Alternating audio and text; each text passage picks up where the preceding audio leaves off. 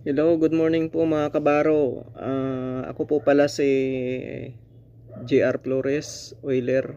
Ah, yung ano ko lang po, sasabihin ko lang po is yung about sa training po natin. Training po natin na PECRB at saka ng BT.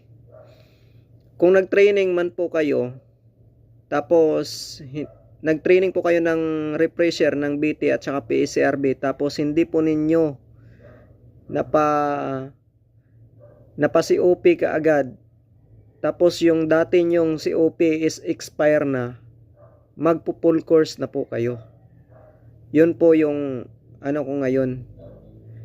Yun po yung kukunin ko ngayon, yung BT na full course at saka PECRB na full course. Kasi yung yung refresher ko, hindi ko na pa COP nung 2024 pa. Yung COP ko nag-expire na nung 2025 January.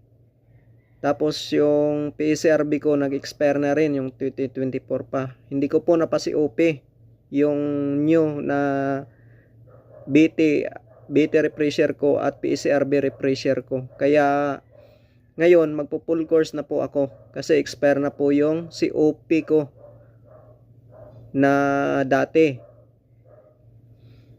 Yun lang po, para po sa kaalaman ng ating mga kabaro dyan.